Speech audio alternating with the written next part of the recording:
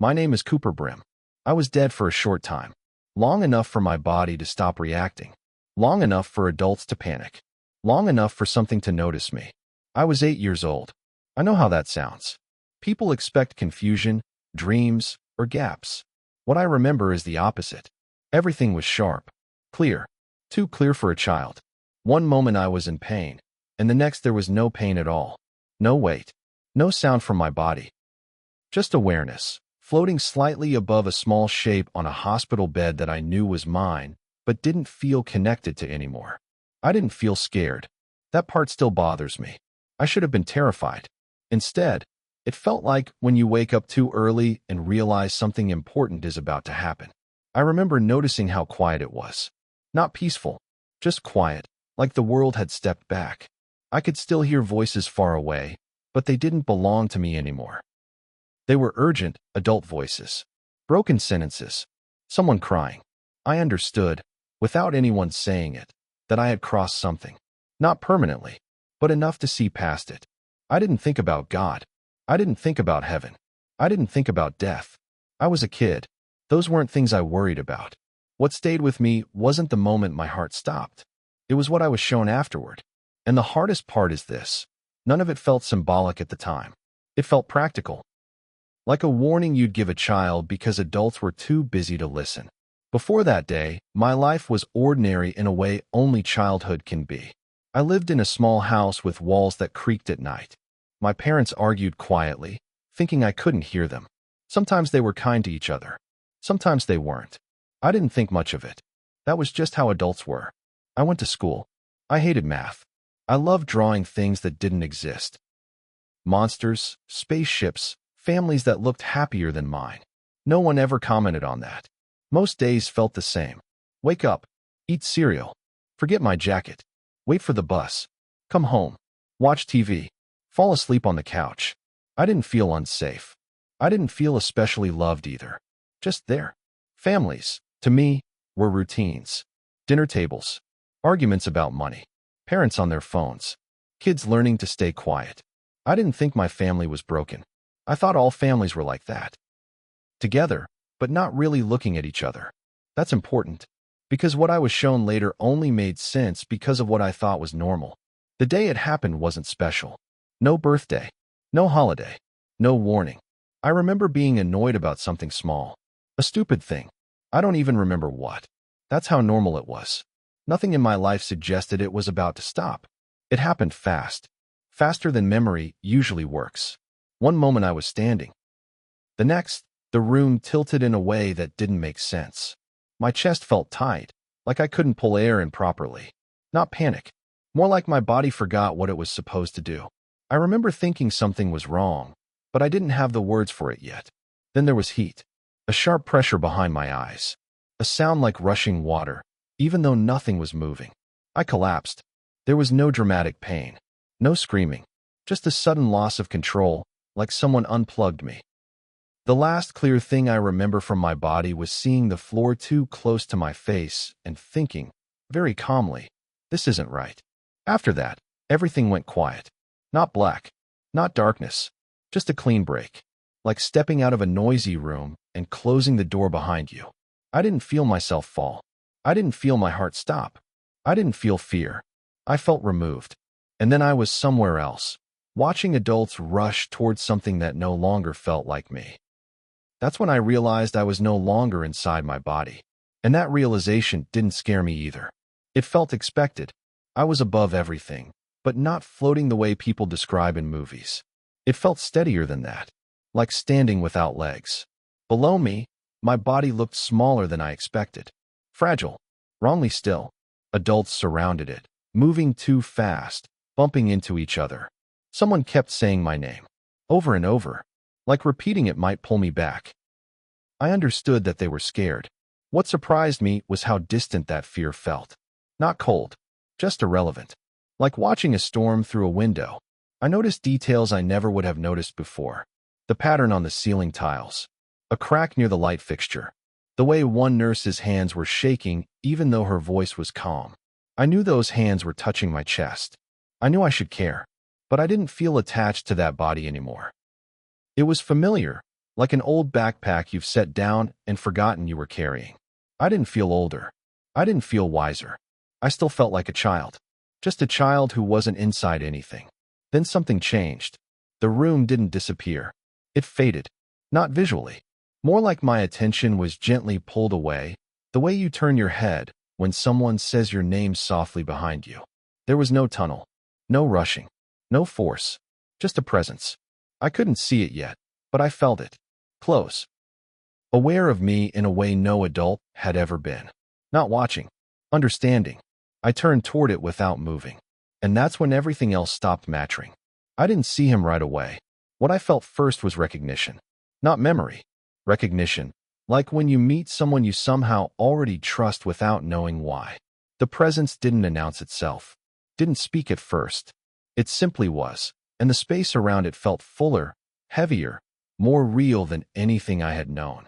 Then I saw him. Not glowing. Not dramatic. Just solid. Clear. Closer than close. I knew it was Jesus without being told. That knowledge arrived whole, not explained. Like knowing your own name. I didn't bow. I didn't cry. I didn't feel the need to impress him. I felt seen. Completely. Every thought I had ever had, even the ones I didn't have words for yet, felt exposed. And that didn't feel unsafe. It felt honest. He didn't smile. He didn't frown. He looked serious in a quiet way, like someone deciding whether to tell a child something difficult. When he finally spoke, his voice wasn't loud. It didn't echo. He said my name. Just once. And the way he said it made me realize something important. This wasn't about me dying. This was about me seeing something and going back. He didn't start by explaining anything. Instead, the space around us changed. Suddenly, I was seeing scenes. Not floating images. Real moments, layered over each other like thin glass. Families sitting together at tables. Parents scrolling on phones. Children talking, then stopping when no one responded. Laughter that sounded practiced. Smiles that didn't reach eyes. At first, I thought he was showing me normal life. Then I felt something tighten inside me. These families looked safe. Warm houses. Food. Clean clothes. Everything adults work for. But something was missing. Jesus didn't say what it was. He looked at me instead, and I understood what belief of mine was wrong. I had thought families were about being together physically. Same house. Same last name. Same routines. I had thought silence meant peace. I had thought absence of fighting meant love. Those thoughts weren't judged. They were simply exposed. Then I saw another layer beneath the scenes. Thin cracks running through the moments. Children learning not to speak. Parents forgetting how to listen. Love replaced by function. No one looked evil. That was the worst part. They looked comfortable. And for the first time since leaving my body, I felt something close to fear. The scenes shifted without warning. I was standing between two paths. Not roads. Not trails. More like directions you could feel rather than see. To my left, families moved quickly. Busy. Organized. Everyone knew their role. Parents provided. Children behaved. The path was smooth, wide, easy to follow. No obstacles. No questions. To my right, everything looked messy. Families stopped often. Conversations took time. Parents bent down to listen. Children spoke freely, even when it was uncomfortable. The path was uneven. Slower. Harder to walk. No one told me which was right. Jesus didn't point. He just watched me notice. On the first path, no one seemed unhappy. But no one seemed deeply known either. Children grew up fast there. They learned how to stay out of the way. How to perform good instead of feel understood. On the second path, there were moments of tension. Tears. Arguments.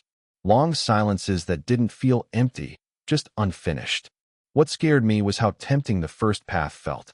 It looked successful, efficient, safe. I realized something then. Choice doesn't always look like good versus bad. Sometimes it looks like easy versus honest. Jesus still didn't explain. He didn't need to. The scene changed again, and suddenly I was inside a house. It was warm, perfectly clean, soft light everywhere. A place people would describe as loving. A family sat together on a couch, close enough to touch. None of them did. A television played quietly. Laughter came from it, not from them. The parents looked calm, relieved, even, like they had done everything right, provided everything needed. The child sat between them, smiling when expected. I felt something wrong immediately. Not danger. Absence. The house felt sealed. Protected from discomfort. Protected from honesty. I saw moments flash by. Years passing. The child growing older, still smiling, still quiet. Learning not to bring heavy thoughts into the room. Learning that being easy was safer than being real.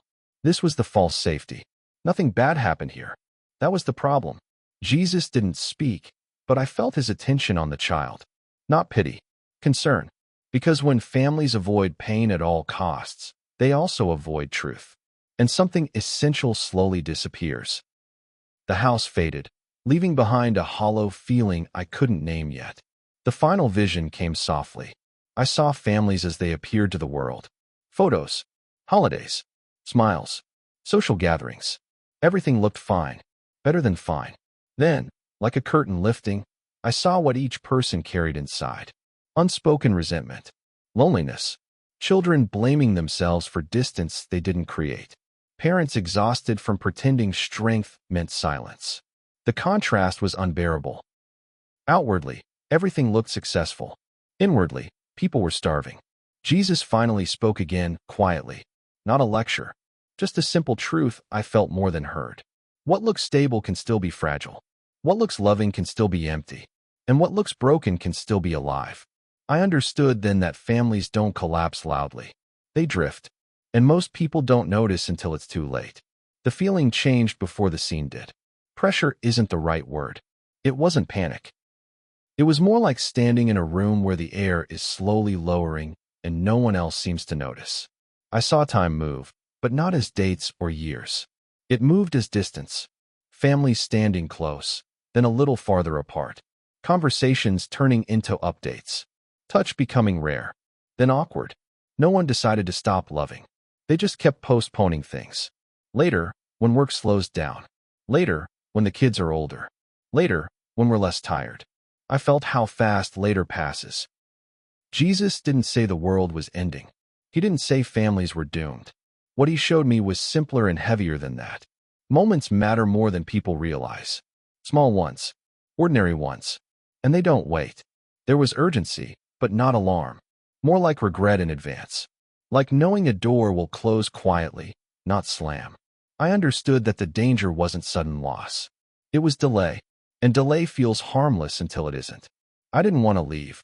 Not because where I was felt better. But because I understood something now, and I didn't trust myself not to forget it. Jesus looked at me, and for the first time, I felt resistance inside me. I didn't say it out loud, but he knew. He placed a hand on my shoulder. The sensation was grounding. Heavy. Real. Then everything reversed. The pressure returned. Weight. Noise. Pain rushing back all at once. My chest burned. My lungs screamed. I felt pulled, not gently this time. Voices slammed into me. Someone shouting. Someone crying my name. I gasped. Air tore into my lungs like it didn't belong there. My body felt wrong. Too tight. Too loud. I opened my eyes, and the ceiling rushed toward me like I'd been gone for years. Adults cried. Someone laughed in relief. No one noticed how quiet I was. Because part of me was still there. And part of me knew I wouldn't remember everything forever. I don't talk about this often. Not because it's secret. Because it's easy to misunderstand. I didn't come back with answers about heaven. Or fear of hell. Or instructions. I came back with a weight I didn't ask for. An awareness of how easily people drift apart while meaning well. How children notice everything. Even silence. Especially silence. How love doesn't disappear suddenly. It fades when it's postponed too often. I'm not saying families are failing. I'm saying time is quieter than people think. And it doesn't wait for perfect moments. I was a child when I saw that. And somehow, that made it clearer. Because children don't complicate things yet. They just notice when they're being seen. Or when they're not.